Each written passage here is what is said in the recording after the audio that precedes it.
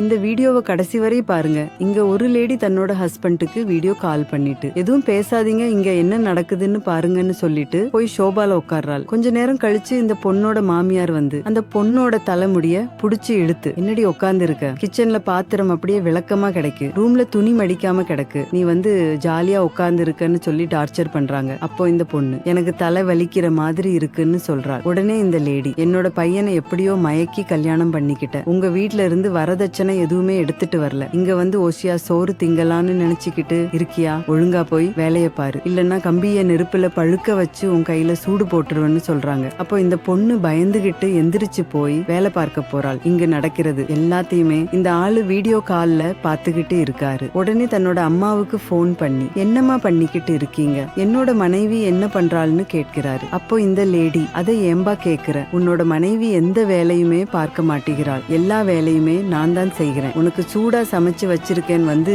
சாப்பிடு, உன்னோட மனைவி தலைவலின்னு சொல்லிட்டு போய் ரூம்ல படுத்துக்கிட்டாள்னு சொல்றாங்க. இந்த ஆளும் சரின்னு சொல்லிட்டு போன கட் பண்றாரு. அப்போ இந்த லேடி தன்னோட மருமகள் கிட்ட, இங்க என்ன பாத்துக்கிட்டு இருக்க, ஒழுங்கா வேலைய பாருன்னு சொல்லி ரொம்பவே கேவலமா திட்டுறாங்க. கொஞ்ச நேரம் கழிச்சு இந்த ஆளு ஆபீஸ்ல இருந்து வீட்டுக்கு வந்து தன்னோட அம்மா கிட்ட, அம்மா என்ன சாப்பாடு சமைச்சு வச்சிருக்கீங்கன்னு கேக்குறாரு. இந்த லேடி கொஞ்ச நேரம் யோசிச்சுட்டு, உனக்கு சாம்பார் சாதம் பண்ணி வச்சிருக்கேன்னு சொல்றாங்க. அப்ப இந்த ஆளோட மனைவி, இன்னைக்கு சாம்பார் சாதம் கிடையாது, வெஜிடபிள் பிரியாணி பண்ணி வச்சிருக்கேன்னு சொல்றாள். அப்போ இந்த ஆளு தன்னோட அம்மா கிட்ட, அம்மா நீங்க என்னோட அம்மான்னு சொல்றதுக்கே எனக்கு வெட்கமா இருக்கு, நம்மள நம்பியும் நம்ம குடும்பத்தை நம்பியும் வந்த பொண்ண இப்படியா கொடுமைப்படுத்துவீங்க, உங்களுக்கு மனசாட்சின்னு ஏதாவது இருக்கா, உங்களுக்கு ஒரு பொண்ணு இருந்தா இந்த மாதிரி கொடுமைப்படுத்துவீங்களான்னு கேட்கிறார். அதுக்கு இந்த லேடி, அவ சொல்றதை எதையுமே நம்பாத தம்பி, அவள உங்ககிட்ட ஏதோ பொய் சொல்லி இருக்காள், அவள் நம்ம 2 பேரையும் பிரிக்க பார்க்கிறான்னு சொல்றாங்க. உடனே இவரு, அம்மா பச்சையா பொய் சொல்லாதீங்க, இங்க நடந்த எல்லாத்தையுமே நான் வீடியோ கால்ல பாத்துட்டேன், இவ்வளவும் நடந்ததுக்கு அப்புறம் இனிமே நீங்களும் நானும் ஒன்னா இருக்க முடியாது, நான் உங்களுக்கு மாசம் மாசம் 10,000 ரூபாய் பணம் அனுப்பி விடுறேன், நீங்க இந்த வீட்லயே சந்தோஷமா இருங்க,